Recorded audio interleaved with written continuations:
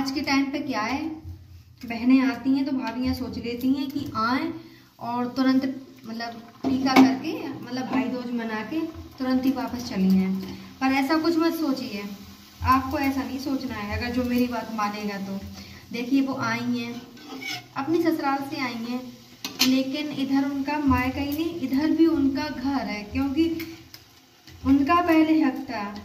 देखिए, हम जो भाभियाँ होती हैं, आज हम इस टाइम पे आ गए हैं, लेकिन पहले तो उनका ही था ना, उनके मम्मी पापा, उनकी मतलब भैया, उनकी बहनें।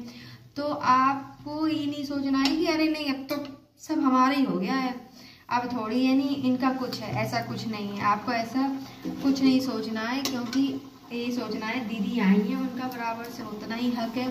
क्योंकि अगर आज जब आप अपने मायके जाएंगी और आपकी भाभी आपके लिए ऐसा सोचे, तो आप उस टाइम सोचिए आपको कितना बुरा लगेगा। लगेगा नहीं लगेगा। और दुनिया में हर तरह के लोग होते हैं, और आपको अपनी नंद जैसा जो आपको अच्छा लगे उनका, कि दीदी ने किया मुझे बहुत अच्छा लगा, तो आप वही बिहेव आप अपने मायके में अपनी भाभी के साथ करिए, आपकी भाभी भी आपसे खुश होंगी। हाँ, अगर कोई बिहेव ऐसा होता है, जैसे नंद ने आप मतलब नंदपन दिखाया, मतलब क्योंकि कहीं कुछ नंदे तो होता है ऐसा, अगर वो दिखाती हैं तो आपको ये नहीं सोचना है अरे अपने मायके में ये ऐसे दिखा रही हो, अब हम जाएंगे तो हम भी तो कम है का है, हम ऐसे करेंगे तो नहीं, ये आपको नहीं सोचना है। अगर जब आपको अपनी नंद का बिहेव बुरा लग रहा है, तो आप सोचिए जब आप नंद बन के अपने मायके में जाएंगी तो उस टाइम आपकी भाभी को भी बुरा लगेगा। तो आदतें किसी की भी अपनाइए, अच्छी आदतों को यानी एक्सेप्ट कीजिए, उनकी बुरी आदतों को हमेशा इग्नोर कर दीजिए। क्योंकि देखो, भलाई में सब कुछ रखा है, बुराई में कुछ नहीं रखा है। इस दुनिया में क्या रह जाता है, अच्छा ही रह जाती है, हमारे बोल रह जाते हैं, हम तो ऊपर चले जाते हैं जब हमारा टिकट कट जाता है। जो बात है क्लियर है, इसलिए जितना जीवन है, देखो हमें पता नहीं है आज हम इधर खड़े हैं, कल हम खड़े हो सकते या नहीं हो सकते, शायद भगवान के पास सीधे चले जाएं।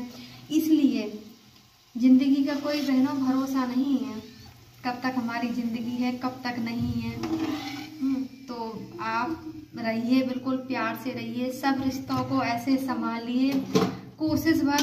कई जगह ऐसे होता है, कई लोग ऐसे बोलते हैं कि हम मतलब करते रहते हैं पर हमारे लिए कोई नहीं करता। वो बात हम भी समझते हैं, कई जगह क्या कई लोगों के साथ ऐसा होता है कि एक ही रिश्ते को संभालने की कोशिश करता रहता है, वो रिश्ता तो जब एक कोई संभालेगा तो वो रिश्ता नहीं संभलेगा।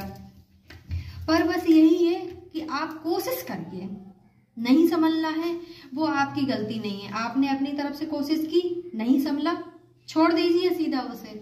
लेकिन आप अपनी तरफ से ये नहीं सोचिए नहीं संभला, आपने कोशिश तो कर ली ना।